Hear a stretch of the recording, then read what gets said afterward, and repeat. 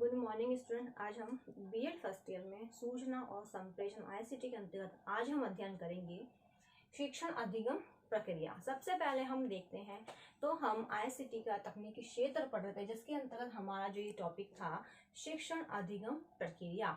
अब हम देखते हैं कि शिक्षण अधिगम प्रक्रिया में सूचना संप्रेषण जो हमारी तकनीक है वह विभिन्न संप्रेषण उपकरणों का उपयोग हम देखें तो सूक्ष्म ज्ञान से स्थूल ज्ञान की ओर किया जाता है। सूचना संप्रेषण तकनीक का जब हम उपयोग करते हैं तो हम छात्रों को सरल से कठिन की ओर ले जाते हैं, ज्ञात से अज्ञात की ओर ले जाते हैं। और हम सूचना संप्रेषण तकनीक का जब हम उपयोग करते हैं तो छात्रों को जो शिक्षण प्रक्रिया है वह रुचिकर लगने लग जाती है, जिसके अंतर्गत हम देखते हैं जो सूचना संप्रेषण तकनीकी है जैसे कंप्यूटर है, प्रोजेक्टर है, स्लाइड है, ठीक है, वीडियो है, इमेज है, तो ये सब चीजों के माध्यम से हम छात्रों को अध्ययन कार्य करवाते हैं जो कि छात्रों को रुचिकर लगने लगता है।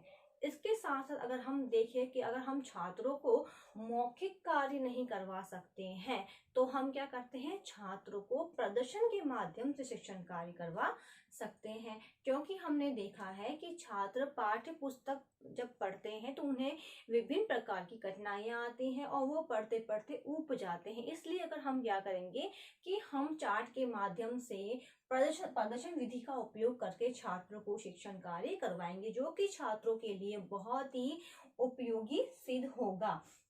इसके अंतर्गत अगर हम देखते हैं तो हम सूचना संप्रेषण तकनीकी के माध्यम से बालक की एक से अधिक ज्ञान इंद्रियों को एकत्रित कर सकते हैं या प्रभाव डाल सकते हैं।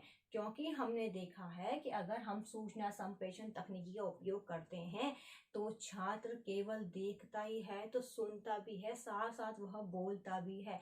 तो हम एक से अधिक इंद्रियों को हम इकट्ठा कर सकते हैं और उसको इकट्ठा करने के बावजूद हम छात्रों को रेडियो टीवी के माध्यम से जो हमारी शिक्षण सामग्री है उसको सरल, आकर्षक और हृदयगामी बनाने का पूर्णतः प्रयास करते हैं। अब हम देखते हैं कि शिक्षण संप्रेषण जो तकनीकी है वह कितने प्रकार की है।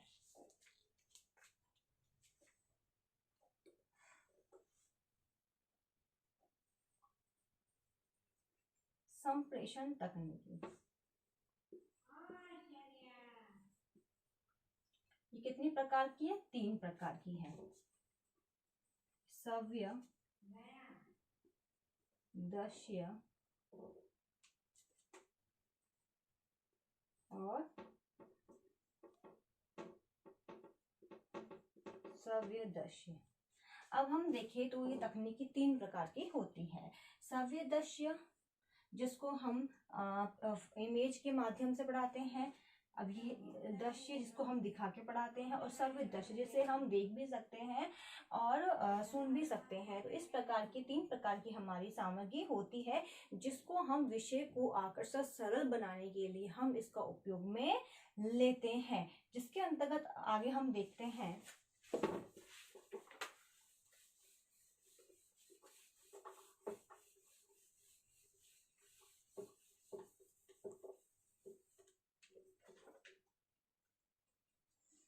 कि एक शिक्षा शास्त्री है, शिक्षा शास्त्री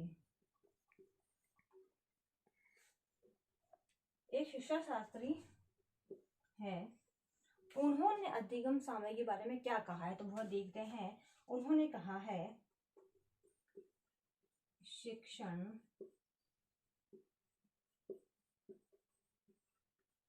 अधिगम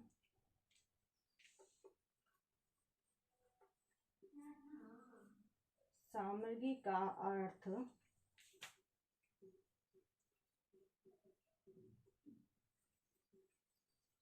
स्पष्ट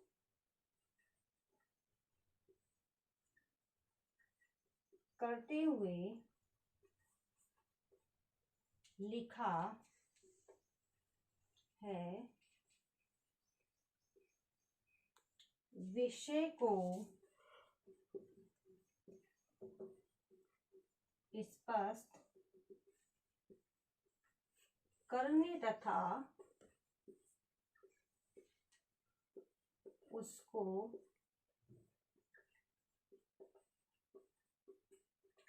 आकर्षक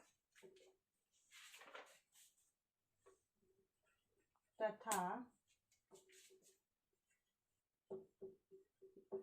रुचिकर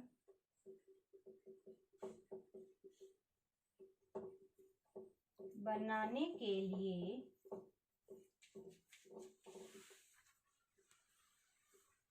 जटिल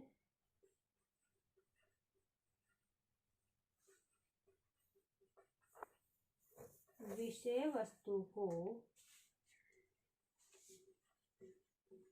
सरल सुबोध बनाने के लिए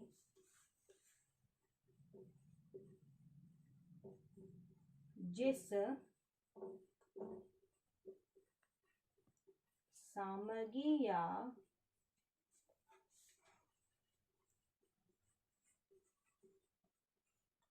वस्तुओं का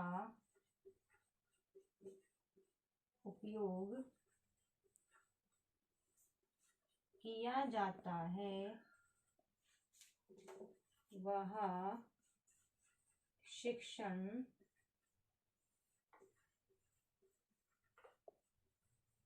सामग्री के अंतर्गत आती है।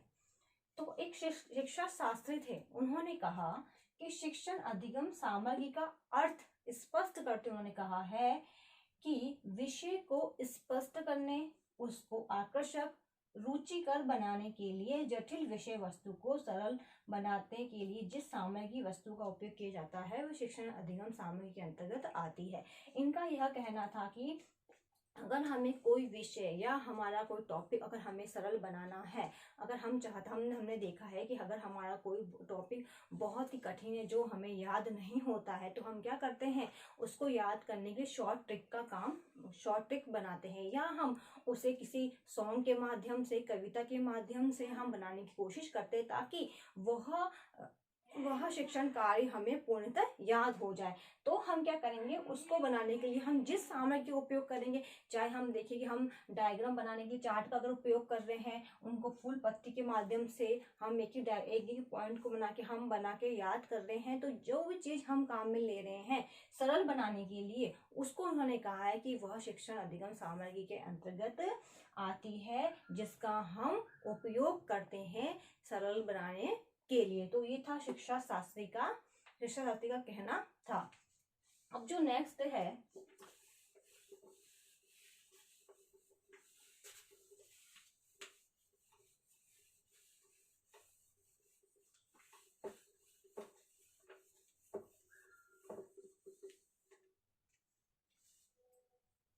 अब जो नेक्स्ट थे मेकन व रॉबर्ट्स। अब मेकन रॉबर्ट्स ने शिक्षण अधिगम सामग्री के बारे में क्या परिभाषाएं दी, क्या बताया है, तो हम देखते हैं। शिक्षक इन उपकरणों के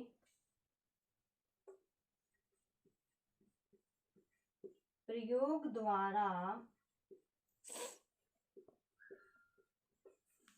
बालक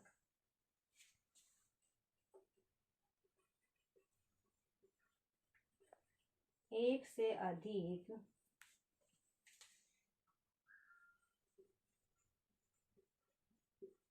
इंद्रियों को प्रयोग में लाकर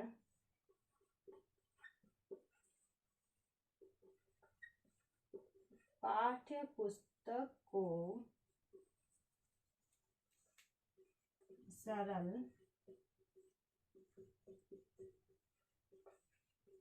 रुचिकर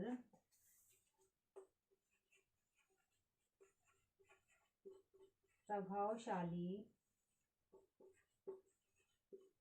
स्थायी बनाता है।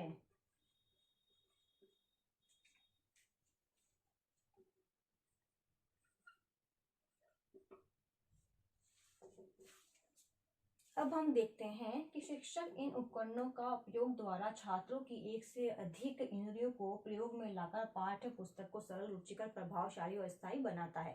तो जो मेकर रॉबर्ट्स उन्होंने कहा है कि शिक्षक क्या करता है, इन शिक्षण अधिगम सामग्री का उपयोग करके जो हमारी शिक्षण प्रक्रिया है उसको सरल व सुबोध बनाता है, क्योंकि जब वह शिक्षण उपकरण के माध्यम से पढ़ाता है तो छात्र का ध्यान पूर्णतः उनकी जो इंद्रियां हैं पूरी तरह उन पर केंद्रित हो जाती है, जिससे छात्र एकाग्र होकर शिक्षण कार्य करने लग जाते हैं। तो इसके अंतर्गत भी छात्रों को जो उनके लिए उपयोगी विषय वस्तु है उसका अध्ययन कराया जाता है। अब इससे संबंधित आज का आपका होमवर्क है,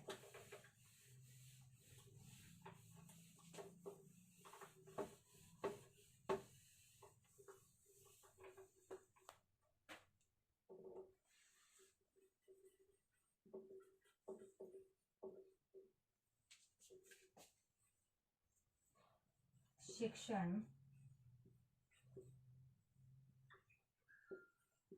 अधिगम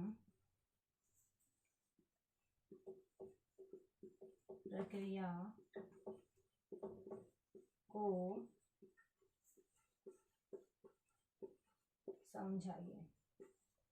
शिक्षण अधिगम प्रक्रिया को समझाइए क्वेश्चन आपको आपके नोटबुक में उतारना है। अंत में एक विशेष बात, जैसा कि आप सभी को पता है कि देश में कोरोना जैसी महामारी बहुत फैल रही है, इससे सुरक्षित रहने के लिए आप मास्क लगाइए, हाथों को सैनिटाइजर करिए, यदि आप बाहर जाते हैं किसी व्यक्ति के संपर्क में आते हैं तो कम से कम 6 फीट की दूरी बनाए रखिए, जिससे आप सुरक्षित रहोगे तो आपका घर भी सुरक्षित रहेगा। धन्यवाद।